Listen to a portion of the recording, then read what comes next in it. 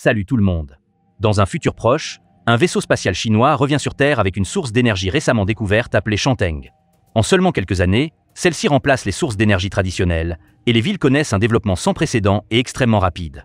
Malheureusement, l'utilisation intensive de cette énergie attire également l'attention d'une espèce extraterrestre qui, en représailles pour le vol du Changteng, envoie un jour ses vaisseaux attaquer toutes les grandes villes de la planète. L'attaque prend le monde entier par surprise et laisse toutes les villes en ruine, incapables de continuer à dépendre du Changteng.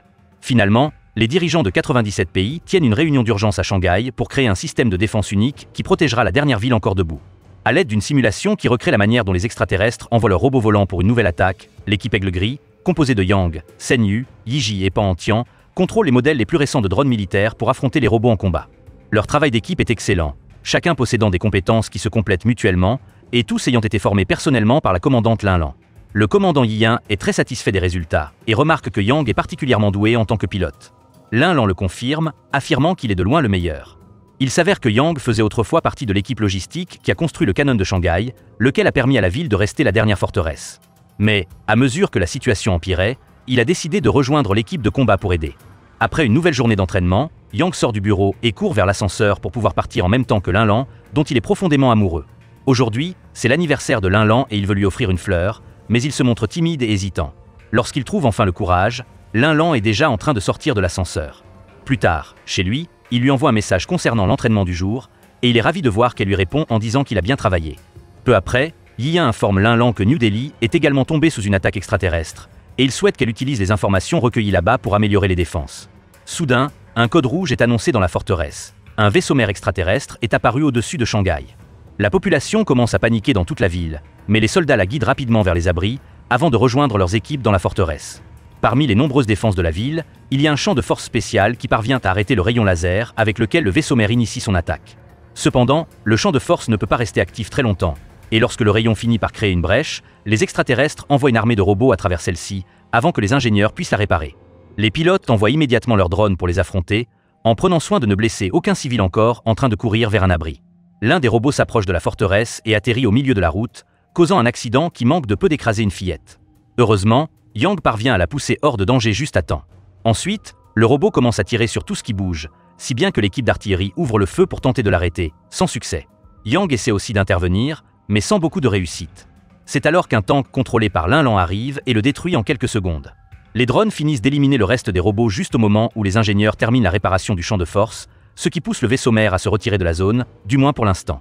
Plus tard, la division scientifique informe le comité qu'elle a scanné le vaisseau-mère pendant la bataille et découvert un point faible dans sa structure. Le comité souhaite utiliser le canon de Shanghai pour l'attaquer, mais Yiyan ne l'autorise pas, car une contre-attaque pourrait mettre en danger la vie de nombreuses personnes. Ensuite, Yiyan emmène Lin Lan dans une installation sécurisée pour lui expliquer que Shanghai abrite le dernier dépôt de Changteng, lequel est hautement instable et constitue la seule source qui maintient la ville active, y compris la forteresse et le champ de force. S'il tire avec le canon, cela épuiserait le Changteng restant et laisserait la ville complètement sans défense. La meilleure façon de tenir les extraterrestres à distance est de continuer à entraîner l'équipe Aigle, afin qu'un jour elle puisse remplacer le champ de force. Pendant ce temps, Yang et ses amis sont réunis sur un toit, partageant une boisson et parlant de leurs rêves et de ce qu'ils feraient de leur vie s'ils n'étaient pas en guerre. Pan, en particulier, veut terminer sa moto et partir faire le tour du monde. Soudain, ils sont interrompus par un appel d'urgence annonçant que la ville est de nouveau attaquée. Alors ils courent vers la forteresse, prêts à se battre. Comme d'habitude, le champ de force s'active pour stopper les rayons entrants. Cependant, Pan remarque quelque chose d'étrange. Bien que de nombreux trous se soient formés dans le bouclier, les robots ennemis n'attaquent toujours pas. Cela l'amène à comprendre qu'il s'agit d'un piège. Les extraterrestres forcent les humains à réparer le champ encore et encore, jusqu'à ce que le Changteng soit épuisé et que la ville devienne vulnérable. La fois suivante, lorsqu'un rayon traverse le champ, il cause de graves dégâts dans la forteresse, et les robots parviennent finalement à pénétrer. Les soldats n'ont plus d'autre choix que de combattre au corps à corps, mais les balles classiques ne suffisent pas, et beaucoup périssent au cours du combat. Les aigles rejoignent la bataille en renfort pour aider, mais ils ne peuvent pas faire grand-chose. Alors ils décident d'entrer dans le bâtiment pour prendre le contrôle des drones. Pendant que l'équipe Aigle utilise les drones pour commencer à réparer le champ de force, le comité désobéit aux ordres de Yiyan et envoie un homme pour activer le canon. Il n'utilise pas toute la puissance pour éviter de perdre le Changteng restant, mais le tir frappe violemment le vaisseau-mère. Les aigles parviennent également à terminer la réparation du champ, ce qui oblige le vaisseau ennemi à se retirer. Non loin de là, l'un des robots qui semblait détruit révèle qu'il fonctionne encore. Cette même nuit, les membres de l'équipe Aigle se consacrent à leur passe-temps personnel, et Yang trouve enfin le courage d'inviter Lin Lan à faire un tour à moto. Cependant, tout cela n'est qu'un rêve. À son réveil, Yang apprend une bonne nouvelle. Les aigles ont été promus grâce à leur performance remarquable la veille au soir. Yiji décide qu'ils doivent célébrer leur promotion et l'équipe se rend dans un club pour s'amuser, mais Yang ne peut s'empêcher de penser à Linlan. Alors qu'il est pensif sur le toit, Yiji remarque son humeur et lui conseille de ne pas avoir peur d'avouer ses sentiments à Linlan, car personne ne sait si les extraterrestres leur donneront une autre chance à l'avenir. Plus tard, l'équipe regarde à la télévision l'homme qui a tiré avec le canon recevoir une promotion au rang de major, et durant son discours, il fait référence à une personne aimée. Yang pense qu'il parle de Linlan et cela le rend profondément triste. Ce soir-là, il va dîner dans un restaurant de nouilles et est surpris de trouver Linlan là. Il parle de la pression liée au fait de devoir sauver le monde et regrette les vies perdues au combat.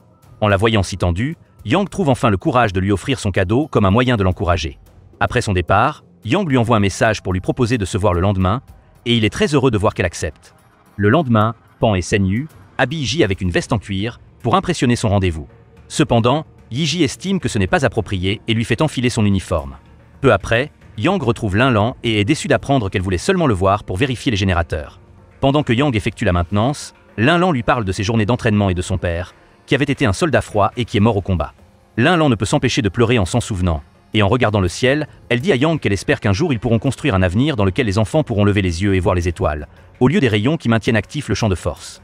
Peu après, les gens paniquent en remarquant que le sol commence à se fissurer, comme si un tremblement de terre invisible avait frappé la zone. Yi-Yin informe le comité que les dépôts d'énergie ne sont pas stables et que l'utilisation du canon les a encore plus déstabilisés, ce qui signifie qu'il existe un risque que le champ de force s'effondre bientôt. Soudain, une alerte prévient que d'étranges fissures sont apparues dans le champ, alors Yi-Yin court au centre de commandement pour guider l'équipe Aigle dans sa réparation. Grâce à leur travail d'équipe habile, le champ revient à la normale, bien que de façon temporaire seulement. À ce moment-là, un robot fait irruption par le plafond dans le centre de commandement et commence à tuer des gens. Les soldats essaient de l'arrêter avec leurs armes, mais les balles ne lui font aucun effet. Pan tente de le frapper avec un extincteur, mais cela ne fonctionne pas non plus, et le robot ne tarde pas à le repousser violemment avant de le traîner jusqu'au panneau du champ de force pour le désactiver. Dans un dernier souffle, Pan active la séquence d'autodestruction, et Yang et Sen-Yu doivent traîner une Yiji en pleurs hors de la salle avant qu'elle n'explose. Une fois le robot détruit, le champ de force se réactive immédiatement. Cette nuit-là, l'équipe prend un moment pour honorer Pan et les autres morts avec le respect qu'ils méritent, et Yiji reçoit les plaques d'identification de Pan. De retour au dortoir, Yang donne à Yiji la clé de la moto de Pan, car il avait toujours voulu qu'elle la possède. Quelque temps plus tard, le comité débat de l'option d'abandonner Shanghai, mais Yi-Yin refuse et révèle qu'elle a élaboré un plan de bataille pour leur dernière chance. L'idée est de désactiver le champ de force et de rediriger toute cette énergie vers le canon, pour qu'il soit suffisamment puissant pour détruire le vaisseau mère. Les aigles devront devenir la défense, au lieu du bouclier, et l'équipe accepte la mission, bien qu'elle soit incroyablement dangereuse. Yi-Yin demande également à Linlan de rester dans la salle du Chanteng pour la surveiller. Tous les civils sont évacués vers les refuges jusqu'à ce que les rues soient complètement vides. Cela permettra aux soldats de se battre plus librement, avec des tanks à chaque coin de rue. Avant de rejoindre le combat, chaque soldat laisse un objet dans une boîte qui sera conservée pendant 100 ans au cas où la ville tomberait également en ruine. Sen lui laisse une lettre pour ses parents, Yiji laisse les clés de Pan, et Yang choisit son téléphone, mais envoie d'abord un message à Linlan pour lui confesser ses sentiments. Malheureusement, en raison des problèmes d'énergie actuels, le message ne s'envoie pas. Cette fois, les aigles devront piloter de vrais avions au lieu de contrôler des drones. Dès que le champ de force est désactivé, les robots extraterrestres descendent et une féroce bataille aérienne commence. Les aigles coordonnent leurs compétences dans les airs avec une armée de drones, mais malheureusement cela ne suffit pas, et certains robots parviennent à passer pour attaquer le centre de commandement. Avec des paroles d'encouragement pour son équipe, Yi-Yin meurt lorsque la salle explose. Ensuite, les robots se dirigent vers l'installation du Chanteng, alors les aigles et les tanks se précipitent pour essayer de les arrêter. Une nouvelle bataille commence, dans laquelle les deux camps perdent des soldats chaque seconde. L'un vérifie le canon et découvre qu'il est déjà complètement chargé. Il ne reste plus qu'à attendre que le vaisseau mère soit dans la bonne position. Les robots parviennent à briser la ligne de défense au sol et l'un d'eux saute sur l'avion de Yiji. Jank lui demande de faire une vrille, puis s'approche pour frapper le robot avec son propre avion, réussissant à détruire l'ennemi, mais mettant aussi le feu à son aile. Jank n'a d'autre choix que d'évacuer dans la capsule de secours, qui atterrit en plein milieu du champ de bataille.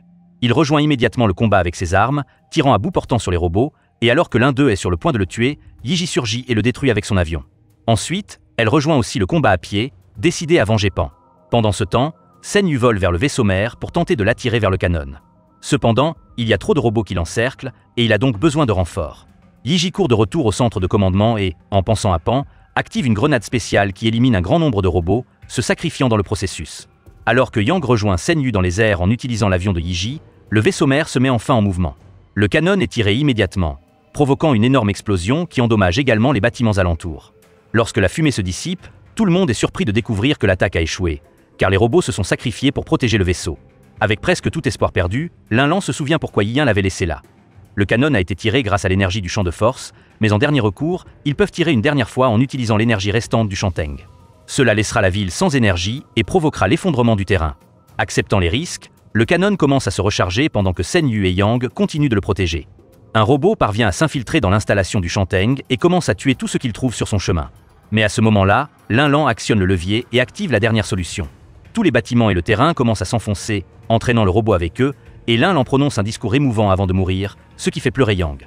Pour aggraver les choses, les soldats découvrent que le système de guidage du canon a été endommagé lors de l'effondrement. Yang leur dit d'ouvrir le dispositif de guidage infrarouge et de le fixer en position afin qu'il puisse lui-même servir de guide pour le tir. Shen Yu vole devant pour dégager le passage. Les robots tombent dans le piège et le suivent, et Shen Yu se fait exploser pour les emporter avec lui. Maintenant que le vaisseau mère n'a plus de protection, Yang vole directement vers lui pour servir de guide, et le canon tire sa dernière charge, détruisant définitivement le vaisseau ennemi. Avec le temps, Shanghai commence à se reconstruire lentement, grâce aux efforts de la technologie traditionnelle, au lieu du cyan. On découvre alors que Yang a survécu, ayant éjecté la capsule juste avant le tir du canon, et qu'il a maintenant reçu la plus haute promotion. Cependant, il ressent toujours profondément l'absence de son équipe et aime visiter les lieux où ils avaient l'habitude de traîner. Un soir, il visite le restaurant de nouilles et un camarade lui remet la boîte où il avait laissé son téléphone. Quand Yang le consulte, il découvre que sa déclaration a été envoyée et que Lan avait simplement répondu « reçu ». Les larmes aux yeux, Yang lui envoie un dernier message disant « dors bien ».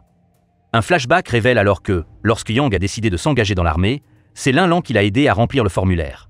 Il est tombé amoureux d'elle ce jour-là, et c'est pour cela qu'il a choisi la forteresse comme affectation. Merci de vous abonner et d'activer la cloche de notification pour nous soutenir.